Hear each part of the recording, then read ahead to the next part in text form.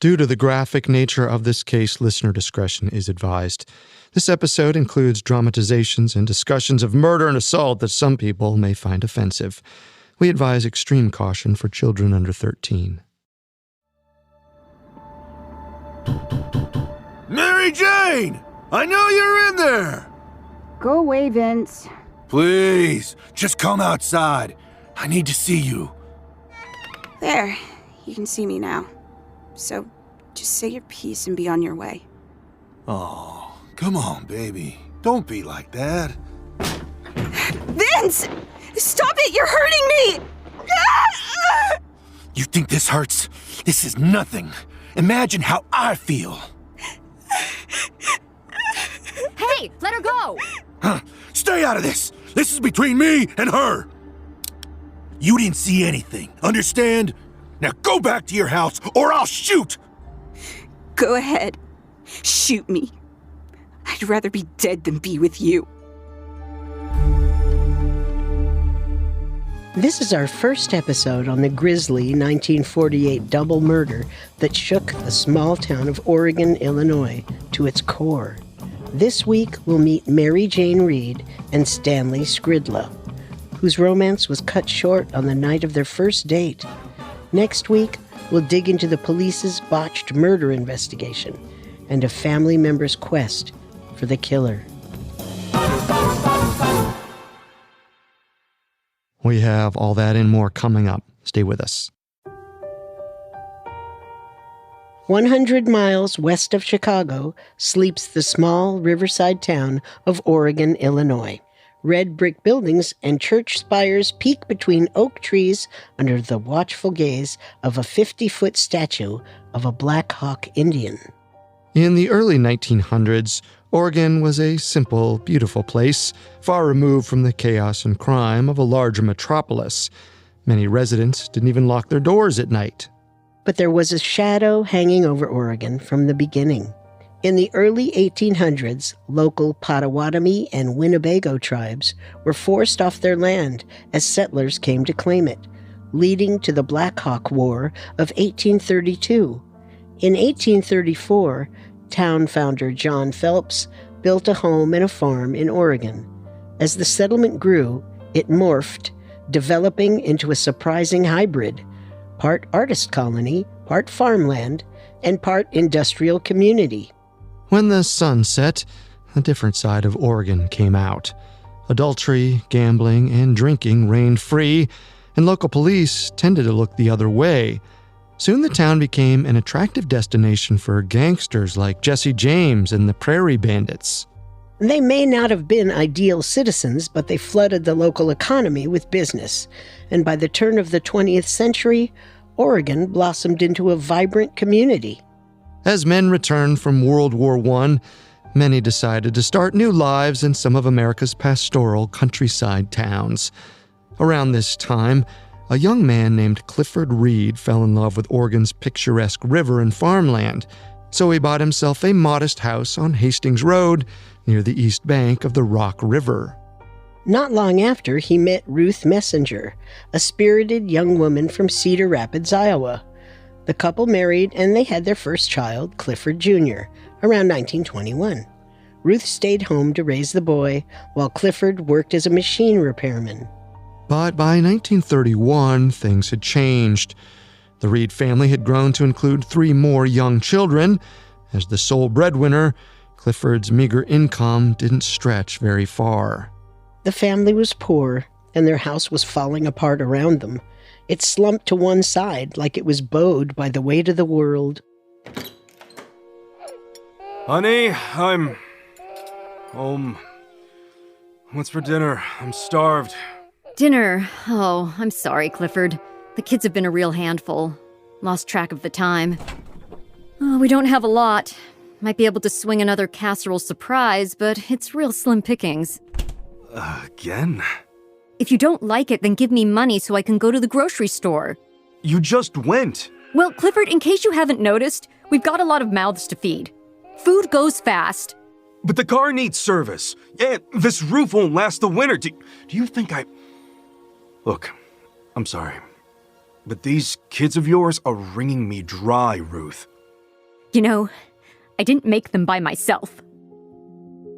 Ruth gave birth to her fourth child, Mary Jane Reed, on November 15, 1930. By this point, the Reed household was almost at a breaking point, but Clifford and Ruth managed to stretch what little they had. Growing up, Mary Jane wore hand-me-down clothes. She played with her siblings' old toys.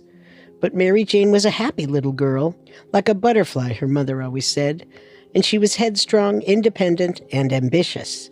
In 1939, when Mary Jane was just 9 years old, a Second World War was looming. Ruth was stuck caring for her 4 children alone, and another baby would come soon. The young Mary Jane stepped up to help her mother around the house. She looked after her siblings, especially her new baby brother, Warren Lee. She did everything she could to make sure he had a happy childhood and would often take him out for walks, picnics, and to church. When Mary Jane wasn't looking after her family, she taught Sunday school every weekend after Mass. She even completed a certificate program at a local Bible college as a teen, much to her family's delight. But in rare, quiet moments to herself, Mary Jane dreamed of another life.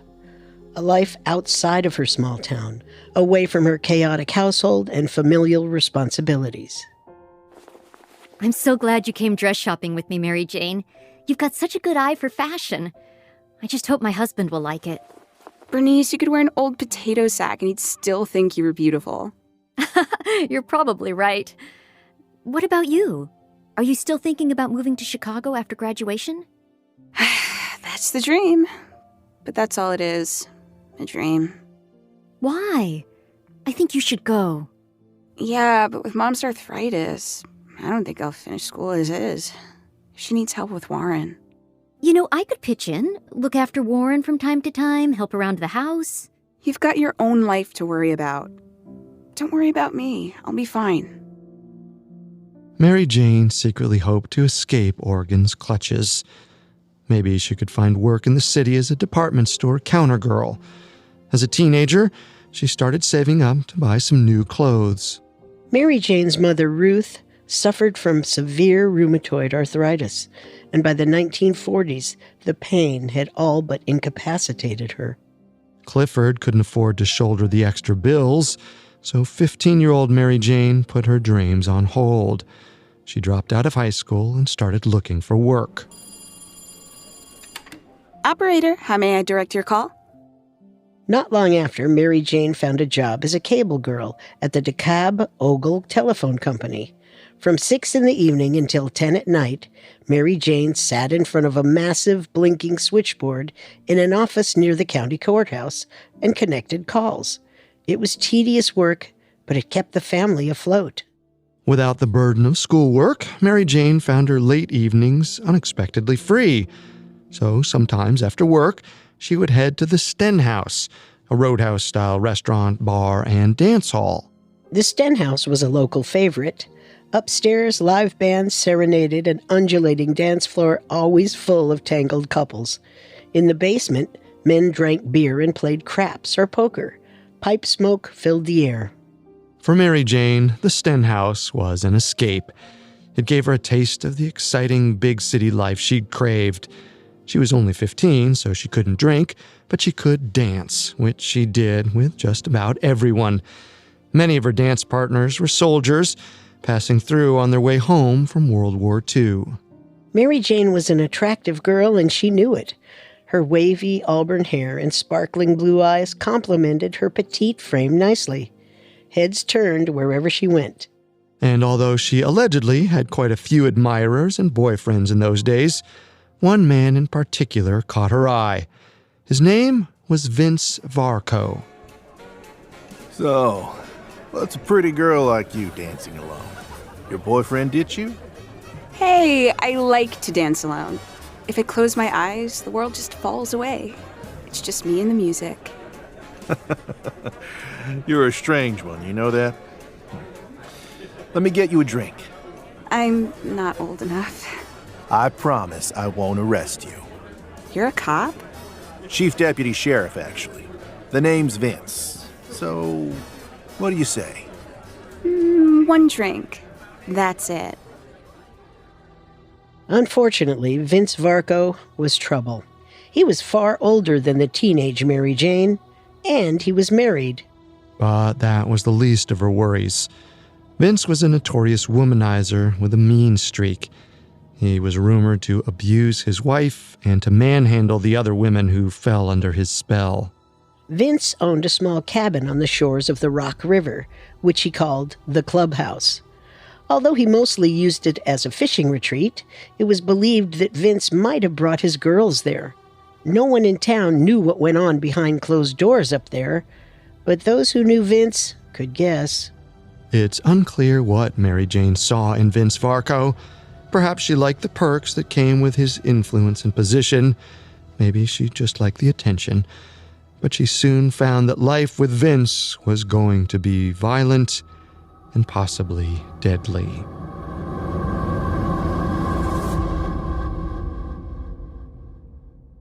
When we come back, we'll look into Vince's increasingly erratic behavior and meet Stanley Skridla, a war hero who offered Mary Jane an escape. At some point in 1947 or 1948, teenage beauty Mary Jane Reed began an on-again, off-again relationship with an older married deputy named Vince Varco. It was a rocky and often volatile romance, one that brought out the worst in Vince. Mary Jane was young, playful, and full of life. The teenager often partied at the Stenhouse, and whenever someone struck her fancy on the dance floor, she would flirt. It seemed fine to her. Vince was married after all. If he could have his fun, then so could she. Unfortunately, Vince was a deeply possessive and jealous person. He wouldn't leave his wife, but he wanted Mary Jane all to himself. You've got some sweet moves, girl. What's your name? Mary Jane. A pleasure to meet you, Mary Jane. Hey! Get your hands off her! Whoa! Easy, pal. We're just dancing. Back off! She's mine. Vince, stop it! Leave him alone! I knew you were lying. This is who you've been taking to the movies? What? Are you having me followed? I was there with my brother Warren. He likes the cowboy pictures. Sure, whatever you say. Bet you blew through this guy's whole squadron, didn't you? Are you kidding? Drop dead. You're gonna regret that, Mary Jane. Vince began driving his squad car past Mary Jane's house, paranoid that she was cheating on him. She could feel his eyes on her, no matter where she went. It exhausted her. But as unhappy as she may have felt, Mary Jane didn't leave Vince. He was an influential and powerful person around Oregon, Illinois. She was afraid of what might happen to her or her family if she got on Vince's bad side. But just when things started to look hopeless, Mary Jane made a new friend. Operator, how may I direct your call? Hey, it's your friendly neighborhood repairman. I'm just...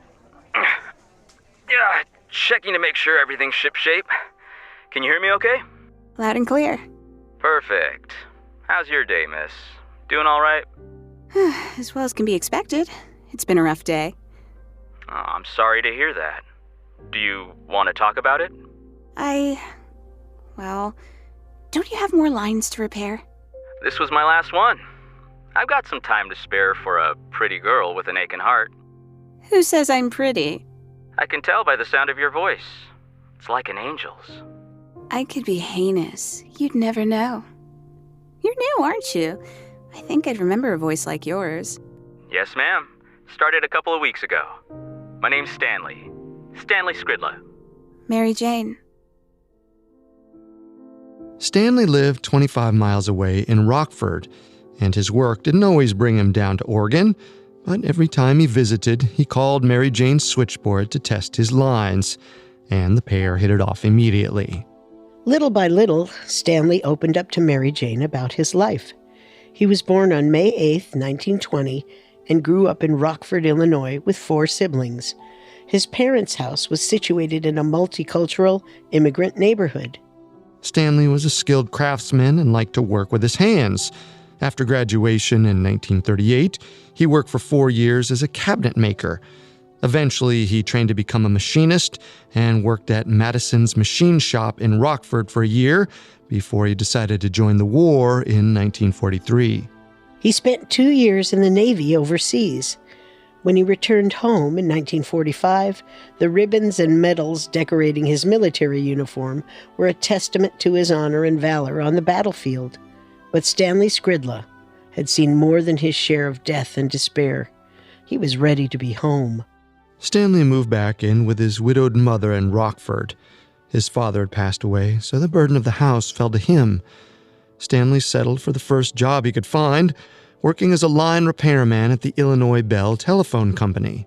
Mary Jane saw herself in Stanley's story, but she was fascinated by his tales of the war. To her, it seemed like Stanley had done what she couldn't. He'd broken free from his hometown and traveled the world. Suddenly, Mary Jane's old dreams and plans came back to her. Maybe Stanley was her ticket to the kind of life she always wanted. Operator, how... Good evening, Butterfly. Stanley. Hi. So, are you ready to take me up on that offer? I'd love to come see you. I don't know. We hardly know each other. But we've been talking for weeks now. I feel like I know you better than anyone. Well... Well, what? You like me, I like you. It's just a date, Mary Jane. It's because you're ugly, isn't it? I beg your pardon? It must be true, because it's the only logical thing I can come up with. Well, when we do meet, you'll be pleasantly surprised. Does that mean we have a date? We have a maybe. As Mary Jane grew closer to Stanley, her relationship with Vince deteriorated. He even started to get violent. Finally, Mary Jane had had enough. And so, one day, Mary Jane phoned Vince and ended their relationship. Vince was the kind of man who was used to getting his way. He didn't take the news of their breakup very well. One afternoon, he drove over to her house and banged on her door with a loaded gun in his hand. I'd rather die than be with you. You don't mean that. You love me. I haven't loved you for a while now. You were just too blind to see it. You don't mean that. If this is about my wife, I'll leave her. I mean it this time. We could move into the clubhouse, fish off the river. Us against the world. You're not listening to me. I'm done, Vince. I can't do this anymore. Nothing is going to fix this. Go home to your wife. This is all because of that soldier, isn't it? Back at the Sten house. You're sweet on him, aren't you? Goodbye, Vince. That night, Mary Jane left for her work shift feeling light as a feather. She immediately phoned Stanley to tell him the news. After weeks of phone conversations, the pair agreed to meet the next day for their very first date.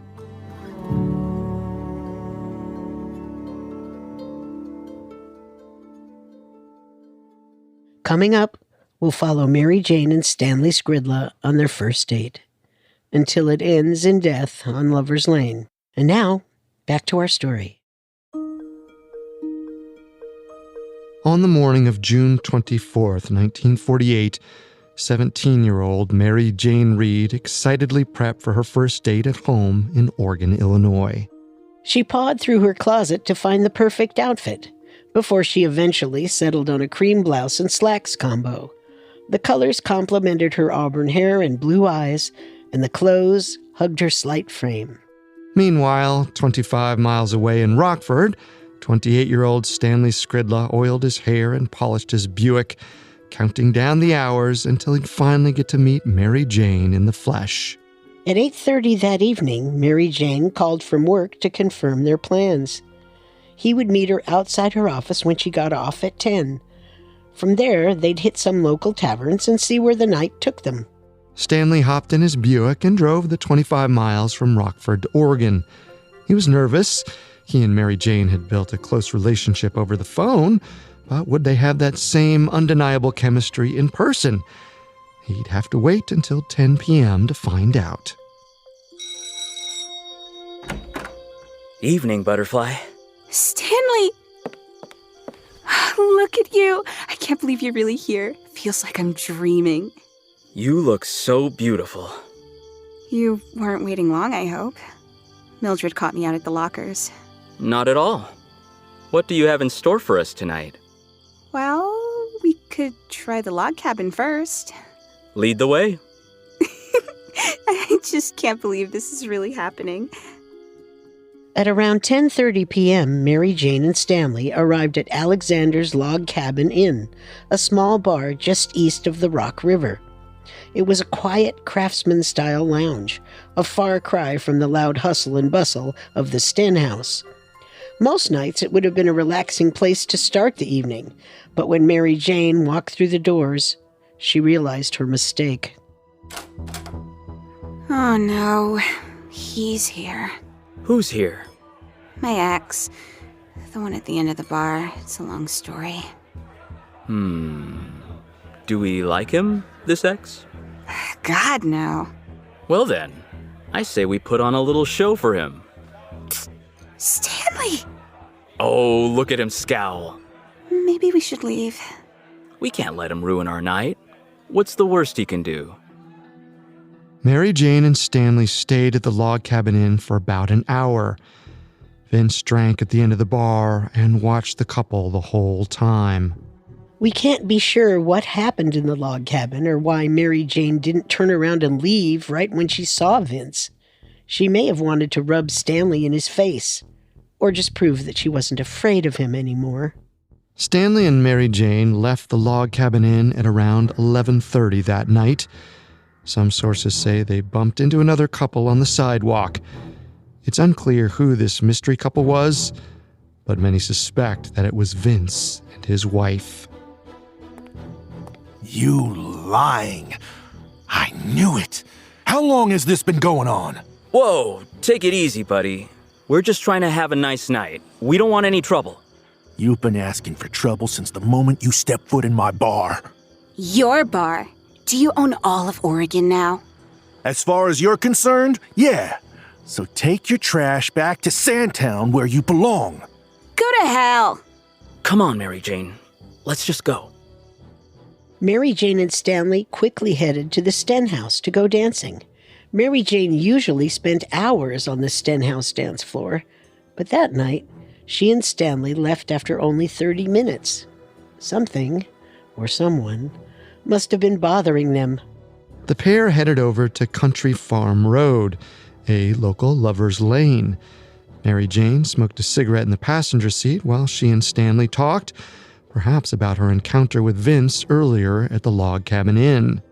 Then suddenly a fuse blew in the electric grid. All the streetlights on Country Farm Road went out. Everything was thrown into darkness. What was that? It's so dark all of a sudden. Looks like the streetlight shorted. That's strange. Here. Maybe we should go, Stanley. I'm getting a really bad feeling. Aw, are you afraid of the dark? I'm serious, Stanley. We should go. All right. Just when things were getting good. Get out of the car, now! Who's that? Stanley, he has a gun! Move! What do you want? My car? My wallet? You can have them. Here. Take the keys. Just please, let me and my date go in peace. I don't want your car. I want your head. My what? Stanley! According to the coroner's report, 1 or 2 men approached Stanley's car that night and pulled him from the vehicle at gunpoint. Stanley held his hands up in surrender, but it didn't stop his assailant. The killer shot Stanley 5 times, once in the chest and 4 times in the abdomen, all while Mary Jane watched, terrified. Stanley collapsed in the middle of the gravel road, blood pouring out. The killer took his wallet and keys, then grabbed him by the legs and dragged his body around the front of the car. Stanley lost one of his shoes in the process. The killer threw Stanley's body face down into a ditch on the side of Lover's Lane. Then, The man pulled out a can of gasoline. He poured it over Stanley's head, and finally, when that was done, he lit Mary Jane's date on fire. Stanley! Get back in the car. Please. Please, just let me go. I won't say anything, I swear. That's right. You won't. The killer took Mary Jane and drove off in Stanley's Buick as Stanley's burning body threw flickering shadows across Lover's Lane. By the time police discovered Stanley's charred remains in the ditch, Mary Jane was nowhere to be found. Over the next few days, the town of Oregon kicked off a county-wide search for the missing girl. But when they found her, it was already too late.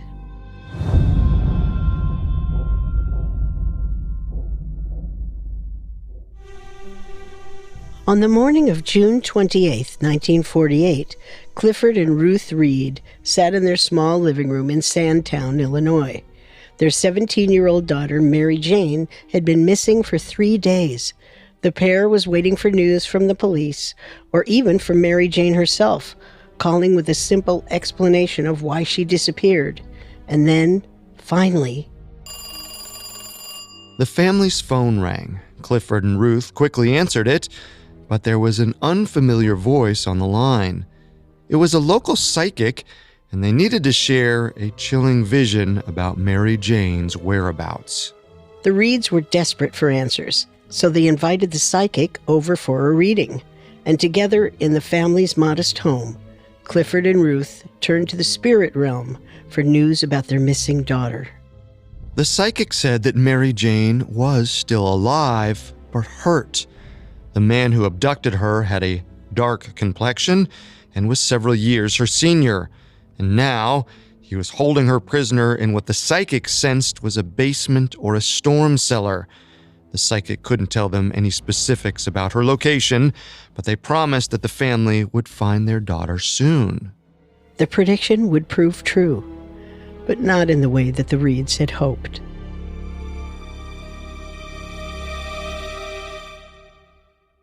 This is our final episode on the Lover's Lane double murder of Mary Jane Reed and Stanley Skridla. Last week, we covered Mary Jane's difficult upbringing in rural Oregon, Illinois, and her turbulent relationship with Vince Varco, an abusive chief deputy sheriff. This week, we'll dig into the botched murder investigation and meet the bar owner fighting to uncover the truth after 72 years. We have all that and more coming up. Stay with us. June 25, 1948 was supposed to be a leisurely morning for Illinois state highway worker John Eckert. He planned to spend his day fishing along the sparkling blue-green banks of the Rock River near his hometown of Oregon, Illinois. But as he drove down Country Farm Road, he noticed something odd. A single brown Oxford shoe. At around 6:20 a.m., John Eckert pulled his car over to pick it up. But as he bent down to collect the lonely shoe, he noticed strange, dark streaks across the gravel road. A trail of deep burgundy led directly towards the roadside ditch. Nothing could prepare Eckert for the horror he found there. He followed the trail to find a man's bloody body laying face down in the muddy ditch. The corpse's head was blackened and melted like candle wax. The whole scene reeked of gasoline and decay. Eckert bolted for the nearest payphone and called the police. Ogle County sheriffs arrived at the scene within the hour. Chief Deputy Sheriff Vince Varco himself oversaw the investigation as Sheriff Joseph Moss collected evidence from the gruesome crime scene. Oh my! What's that smell? It's like charred, rancid meat. Check the pockets. See if there's a wallet so we can ID this poor sap. Nothing, sir. He's cleaned out. Paperwork on this one's gonna be fun. All right, turn him over. Wait, it looks like... Someone shot his whole stomach apart. Yeah. Must have angered the wrong man. Heck, he probably deserved it. Why do you say that? Just a hunch. 2 sets of tire tracks drove away from the murder scene, which led investigators to believe that 2 assailants had been involved. Moss followed the tracks for about a mile, where they found an abandoned Buick. The car was parked across from the Stenhouse, Oregon's most popular tavern. Inside the car, the sheriffs found 5 .32 caliber bullet casings and a cigarette butt stained with red lipstick. The second car was nowhere to be found. Meanwhile, the body was taken to the county coroner, Fred Horner. Horner officially identified the corpse as Stanley Skridla, a 28-year-old telephone line repairman from Rockford, Illinois. Horner confirmed Stanley Skridla was shot 4 or 5 times, 3 of those times in the stomach. The gunshot wounds were deemed the cause of death, although an accelerant, likely gasoline, had also been poured on his face and upper torso and set on fire. The particularly cruel death led Sheriff Moss to suspect the murder was personal. The gunshots to the stomach, close to the groin, made this particularly apparent. To Moss, it seemed like the attacker wanted to humiliate the victim by mangling his manhood. In order to find this killer, Moss first needed to piece together the victim's final moments. Thankfully, this was an easy task. Skridla wasn't from Oregon, and outsiders stood out in such a small town. Police quickly found witnesses who could help figure out the victim's time in Oregon. They discovered Stanley Skridla had driven 25 miles from Rockford to Oregon to take 17-year-old local girl Mary Jane Reed out on a first date. And judging by the lipsticked cigarette butt in the car, Mary Jane was likely with him up until his death. So Sheriff Moss headed to the Reed home looking for answers. The Reeds lived in a modest gray A-frame house in Sandtown, a working-class neighborhood on the other side of the Rock River. As he drove, the Reeds were preparing for a wedding. Their son, Donald Reed, was scheduled to be married at the local church the next day, and the family was in a frenzy. But a vital member of the bridal party was missing, Mary Jane. Mary Jane, wake up! I need my heels! If I find out you took my favorite heels last night, I'm going to kill you. Hello? Mary Jane? Mom! Mom, Mary Jane's gone! Did anyone see her come home last night? I went to bed early. She didn't phone? Well, there aren't any messages. Check with Susan and Anna, then the office. Someone has to have seen her. This strange absence was unlike Mary Jane. She always let her family know she was going to be late, and Mary Jane had been looking forward to her brother's wedding. She wouldn't have missed it for the world. When Sheriff Moss showed up at their door on the afternoon of June 25th, 1948, their worst fears were confirmed. Moss came to the Reeds hoping for answers, but all he got was more questions. First, a murder. Now, a missing girl. It seemed likely that Mary Jane was abducted by Stanley Skridla's killer, but the killer's motive for the crime was unknown.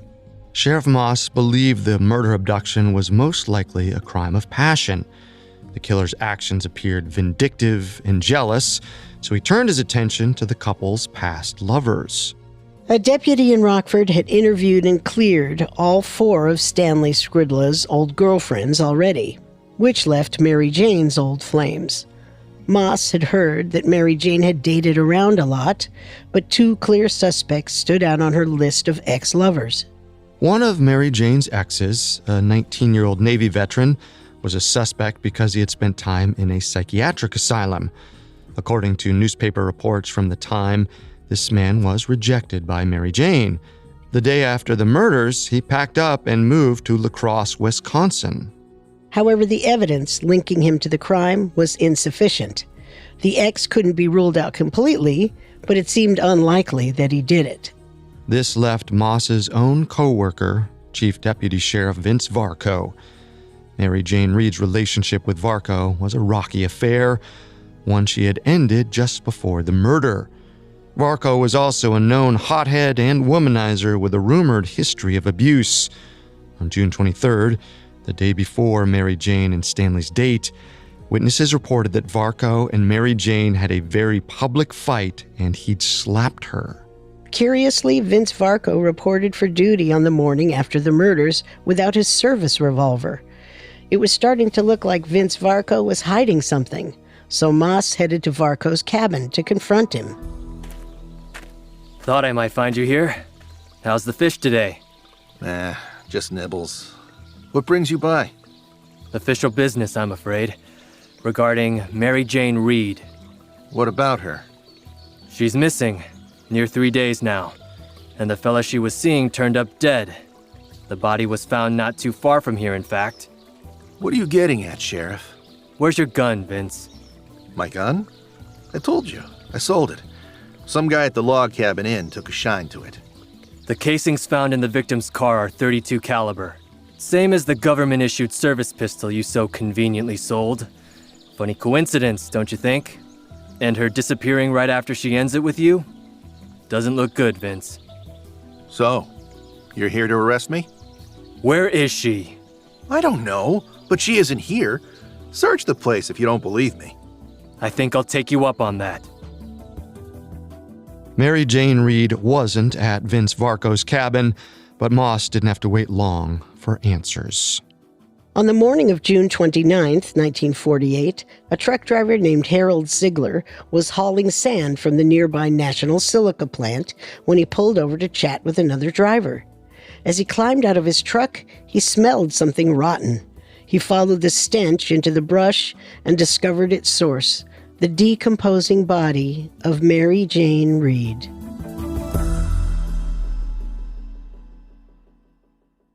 Up next, we'll learn more about Mary Jane Reed's murder, the botched investigation, and alleged cover-up. On June 29, 1948, 17-year-old Mary Jane Reed's body was found mere feet from the road her father drove to work every day. She lay face down in a thicket beside a stretch of highway that police had already checked multiple times in the days that followed her disappearance. Somehow, they had missed her, or she had only recently appeared. Mary Jane was naked, save for her bra and underwear. The clothes she had worn on her date were tossed beside her in the weeds. Red scratches lined her shins, and blood caked her exposed torso. The remains were transported to Fred Horner, the same coroner who had conducted Stanley Skridlaw's autopsy a few days earlier. Since forensic investigation was still developing in the late 1940s, Horner's review of Mary Jane's remains was cursory at best. He quickly concluded that Mary Jane Reed died from a single bullet wound to the back of her head. While Horner performed the autopsy, Sheriff Moss went to the Reed house to deliver the news. Mrs. Reed? It's Sheriff Moss. Oh, my lord. Wait, just a minute. You found her, haven't you? Oh, thank you, Lord. I knew you'd come through. Yes, we found her, but... Clifford! Did you hear that? They found her! Mrs. Reed, your daughter is dead. Her body was discovered this morning down by the silica plant. I am very sorry. But we were down that way. We searched that road so many times. My baby girl. Once the Reed family found out about Mary Jane's death, the Oregon County Sheriff's Department rushed to get her funeral arrangements together. Mary Jane's remains were not checked for signs of sexual assault or rape. There was no follow-up investigation or a more in-depth autopsy. No fingernail scrapings were taken or other samples. It was like they couldn't wait to get her body in the ground. Ruth brought Mary Jane's bridesmaid's dress to the police station and asked that her daughter be buried in it. She told them Mary Jane had saved up to buy it, and she'd been so excited to wear the dress to her brother's upcoming wedding. Ruth hoped it would bring her spirit some happiness. Mary Jane Reed's funeral was held the following morning on June 30th, 1948, at the Church of God. She was buried at Daysville Cemetery, just outside of Oregon. It was a closed casket ceremony, so no one saw the body before it was buried. Instead, her picture had been framed and was displayed on the lid to let her family remember her as she was. The family's priest, Reverend Sidney Magaw, conducted the final rites. Nearly 100 people attended Mary Jane's funeral. Citizens of Sandtown in Greater Oregon gathered by her burial plot in the shade of a large pine tree to grieve and celebrate the life of a beautiful, vibrant young girl.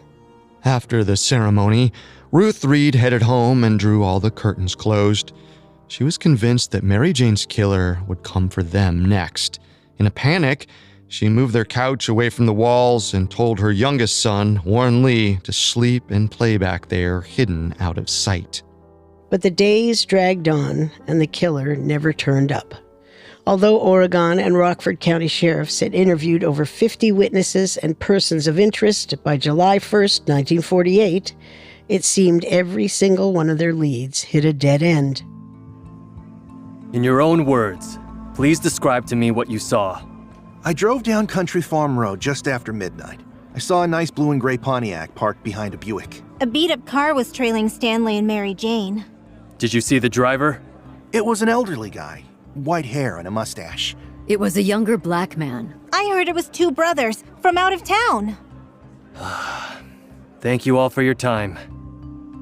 While a few witnesses did come forward, the general population of Oregon, Illinois seemed hesitant to talk to the police. There was a growing sense of unease about town, possibly out of fear that admitting anything might make you a target. But while the citizens of Oregon didn't speak to authorities, they certainly whispered to each other, and a name floated through town: Vince Varco. Varco was conspicuously absent during most of the murder investigation, and it didn't go unnoticed. He was content to keep to the town's fringes, smoking and fishing at his clubhouse on the river. But the murder investigation wasn't going away. And according to police reports, Varco refused to cooperate. But Varco still had friends around the sheriff's department, and as the investigation progressed, something strange started happening.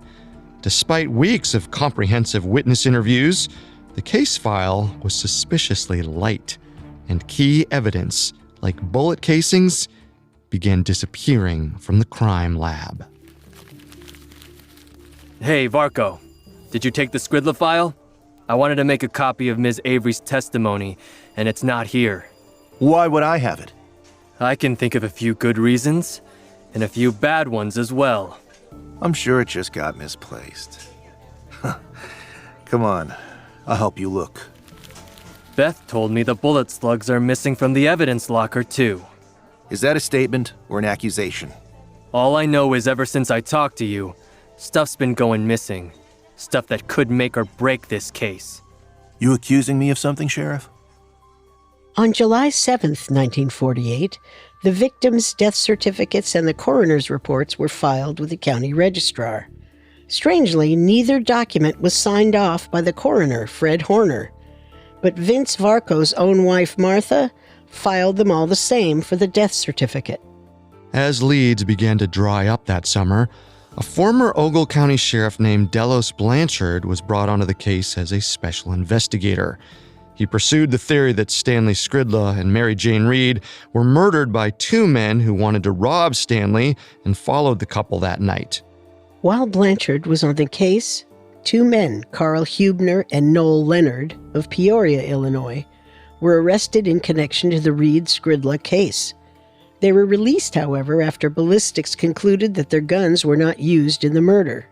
Another pair, two brothers named Lloyd and Perry DeShazo, were also investigated in connection with the murder. They were gamblers who frequented Rockford, Illinois, and on the day of the murder, they'd allegedly joined a game that was being held in a church near Stanley Skridla's home. As the rumor goes, Stanley caught the DeShazo brothers cheating and took their pot, a total of $70. Since he'd mentioned his date with Mary Jane during the game, the DeShazos knew where he'd be that night. So they followed him the 25 miles down to Oregon, Illinois, and waited for the right moment to attack. No evidence tied the DeShazo brothers to the murder, so they were never tried or prosecuted. But while this story made for a compelling theory for Stanley's murder, it doesn't explain why Mary Jane was kidnapped and killed as well. With no new breakthroughs in the case, the Oregon County Sheriff's Office archived the file. The more time passed, the more the Skridla murders faded from memory. For the most part, life moved on. But throughout the years, multiple attempts were made to revive the case. In the early 1960s, Sheriff Bill Spencer reopened the case and was shocked to learn that most of the documentation was missing. Hey, Janine, can you come in here, please? Yes, sir? I asked you for the Skridla file. Where is it? Well, it looks like you're holding it. There's 10 pages here, tops. There should be at least 50 witness statements alone. And what about the crime scene photos? Ballistic reports? I don't know. That's all records had on the case. That can't be right. By 1963, the case file was all but empty. An investigator named Jerry Brooks decided to retrace Sheriff Moss's steps in hopes of reviving the case. Brooks re-interviewed witnesses and tried to find the missing evidence. But Brooks was also a very close friend of Vince Varco's, and he was adamant that Varco wasn't the killer. So although Brooks rebuilt the case file, his investigation was fundamentally biased. He personally liked the gambling debt theory and pegged two men from Monroe Center, Wisconsin, as the killers. But since so much time had passed, Brooks found it difficult to prosecute anyone for the crime. So he moved on. As Jerry Brooks put the Skridla case to rest, it seemed the investigation had met its final dead end. Many of the original investigators and witnesses had since passed away, and it was likely that even the killer had died too. With no hope of prosecuting the guilty parties, Mary Jane Reed's would-be crusaders gave up their search for the truth. But just when it seemed as though Mary Jane's soul would never be able to rest, her ghost allegedly rose from the grave to finally find justice. Coming up, we'll meet Mr. Stevens, a man who says he's haunted by Mary Jane Reed's ghost. Now, back to the story. By the 1990s, the Stenhouse Bar and Grill in Oregon, Illinois, had fallen onto hard times. The once beloved bar was the last place Mary Jane Reed and Stanley Skridla were seen alive. But the town had mostly forgotten about the young lovers' deaths, and the Stenhouse, too. The property had changed hands and been renamed a few times after the death of the tavern's original owner, but in 1998, the old bar was purchased by a 49-year-old former insurance fraud investigator turned dinner theater producer from Elgin, Illinois. For the sake of privacy, we'll refer to him as Mr. Stevens. As a newcomer to Oregon, Illinois, Mr. Stevens initially wasn't aware of the Stenhouse's colorful history. But as he renovated the property, he reportedly began to notice some strange, unexplained phenomena.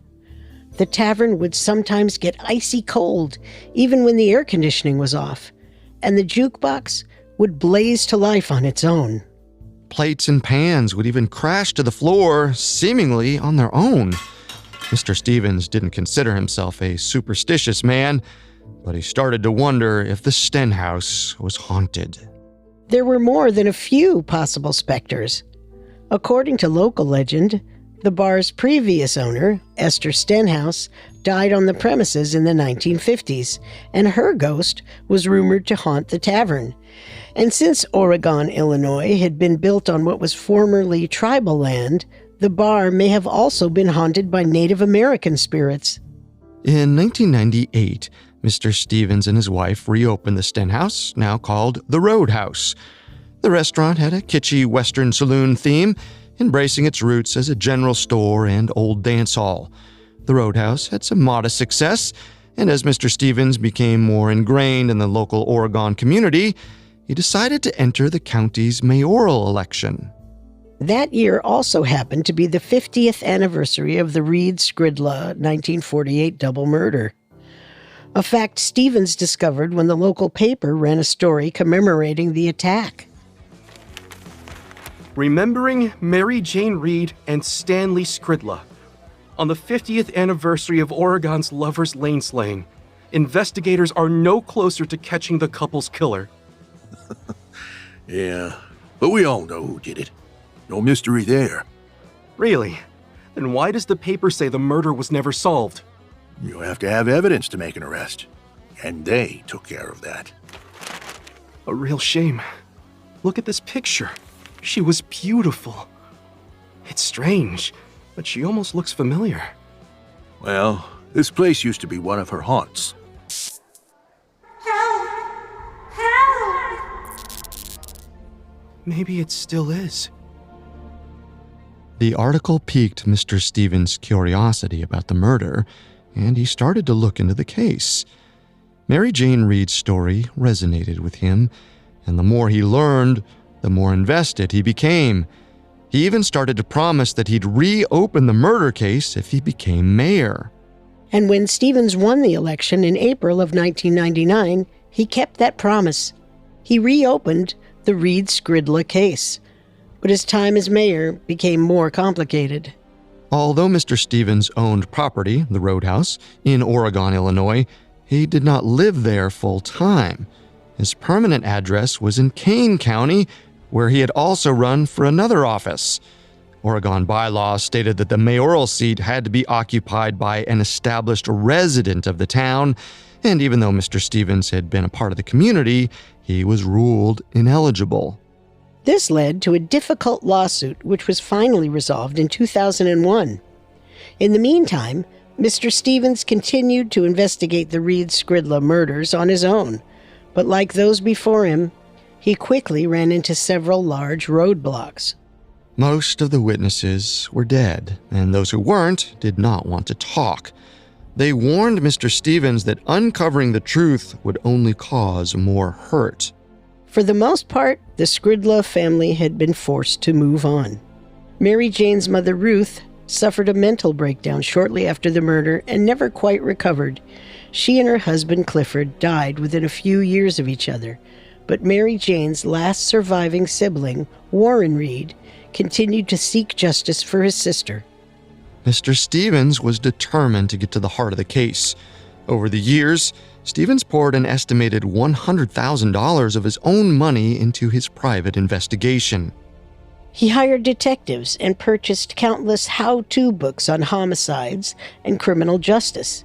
He also arranged for aerial photos to be taken of the town, contacted forensic pathologists, and recruited a reporter to write a book about the case. Eventually, the Roadhouse became a shrine to Mary Jane's ghost. Her photos adorned the walls alongside newspaper clippings about the case. On the second-floor balcony, a mannequin dressed in her likeness overlooked the bar. Mr. Stevens regularly held seances and invited psychics to tour the Roadhouse. He even went so far as to request to be buried beside Mary Jane upon his own death, a petition her younger brother, Warren Reed, quickly denied. But for all of his offbeat antics, Mr. Stevens was an effective ally. His self-funded investigation was comprehensive, and Warren Reed saw that Stevens had the means and the drive to actually make progress in the case. And so, when Stevens approached Warren about exhuming Mary Jane's body, Warren finally said yes. Stevens was convinced that DNA evidence would be able to provide more clues about her death, and maybe even identify her killer after all this time. And so in August 2005, Mary Jane Reed's casket was opened for the first time in 57 years. Recording. We're in the Ogle County Coroner's Office, and this is the second autopsy of Mary Jane Reed. There is a body bag inside the casket, which is unusual. A wadded-up white dress wrapped in newspaper clippings was also inside the casket. The body is well preserved for its age, although decomposition has partially exposed the thigh and hip bones on the left side. The body is nude, apart from undergarments. The head and part of the spinal column are detached. Unclear if this separation was one of the victim's injuries, or if this was done during the first autopsy. I've never seen this before. When Mary Jane's casket was reopened, the coroner found several strange things. It turned out Mary Jane hadn't been buried in her bridesmaid's dress, as her mother had requested. Instead, the dress had been balled up in newspaper and crammed into the coffin like an afterthought. Mary Jane's body was still in the coroner's body bag. But strangest of all was the fact that her head had been completely severed from her body. After Mary Jane's murder, a ghost story started going around Oregon, Illinois, that her headless ghost wandered the Rock River shores, searching for her lost body part. Before the exhumation, Warren Reed and Mr. Stevens had dismissed the tale. It was a folk story, something to strike fear into the hearts of children. But it looked like there was some truth to the nightmare after all. The new autopsy definitively proved that the Oregon Sheriff's Department was negligent with their case, if not actively trying to cover something up. The body hadn't been properly interred. Mary Jane was just shoved in a body bag inside the coffin. It was clear that whoever buried her didn't show her any respect. And then there was the severed head. There was no way to tell whether her head had been cut off after the murder or later, during the autopsy. Her death certificate didn't even mention it. Suddenly, Mr. Stevens began to wonder whether the head in the casket even belonged to Mary Jane at all. After the autopsy, Mary Jane's remains were reburied, except for her skull and vertebrae, which were sent to a lab for testing. Mr. Stevens and Reed jointly petitioned for custody of Mary Jane Reed's skull. Considering the state of her body, they no longer trusted the Oregon police to handle the investigation properly. It was time to take matters into their own hands. A judge granted that the bones be given to Warren Reed in 2006, but it would be another year before Mr. Stevens and Reed could get answers. Although Mr. Stevens had paid for the exhumation, he claimed that Ogle County refused to relinquish ownership of the investigative materials, including x-rays taken of the body and a videotape of the autopsy. Stevens and Reed took Ogle County to court, and eventually the tape and x-rays were turned over. It would seem they were right not to trust the Ogle County Sheriff's Department. The last 27 minutes of audio had been scrubbed from the videotape of the autopsy. When questioned about the missing audio, the Oregon Sheriff's Department gave no explanation. The missing 27 minutes were never found, and the timing of the error seemed awfully convenient. The audio cuts out right when the Sheriff's Department and the coroner started arguing about something they found in the body and examining the skull. Mr. Stevens began to suspect the audio had been erased intentionally, and he also started to wonder if the county had withheld the x-rays and the videotape because they had something to hide. Maybe the skull had a secret of its own. In 2007, Mr. Stevens took the skull to Dr. Linda Kleppinger, a professor emeritus in anthropology at the University of Illinois, Urbana-Champaign. Along with a colleague, Dr. John Moore, Kleppinger conducted an extensive study of the skull and several vertebrae, and concluded they did not match with the remainder of Mary Jane Reed's bones. According to Kleppinger's report, the skull belonged to another person, similar in age to Mary Jane, who had likely died from a gunshot wound to the head. However, Kleppinger concluded that this mystery person had been shot in the face, not the back of the head, as Mary Jane's original autopsy had indicated. It was the first new clue the case had seen in nearly 60 years, and Mr. Stevens was certain it would lead him to the truth. Armed with this shocking revelation, Mr. Stevens approached one of Stanley Skridla's nephews and proposed exhuming Stanley's body. He thought Mary Jane's skull and the murder weapon, a .32 caliber handgun, might be in Stanley's casket. His request was approved, and in May 2015, Stanley Skridla's body was exhumed. Unfortunately, this was where the case ran cold. Apart from the discovery of 2 bullet slugs and a .32 caliber handgun, nothing new was uncovered during the exhumation. The bullets and gun were turned over to authorities in 2015, but only 1 bullet was intact enough to be analyzed, and it was not a match with the gun. Since then, the investigation has stalled, but Mr. Stevens is still hopeful the murder will one day be solved. Mary Jane Reed's head may still be out there somewhere, waiting to be found. So, given all the evidence, I think Vince Varco was most likely the killer. He had the motive, witnesses placed him in the same room as Mary Jane on the night of the murder, and his pattern of violence and abuse makes him the most obvious candidate. I agree, and so did a lot of Oregon residents. Vince wanted Mary Jane all to himself. Seeing her with Stanley Skridla at the Log Cabin Inn would have been the perfect catalyst to escalate his already violent tendencies. Plus, he had the means and the support of the Oregon Sheriff's Department to cover up the case. Whatever the truth may be, the murders of Mary Jane Reed and Stanley Skridla had a massive impact on the small town of Oregon, Illinois, and Mr. Stevens still believes Mary Jane Reed's ghost haunts the roadhouse, waiting for justice that's over 70 years too late.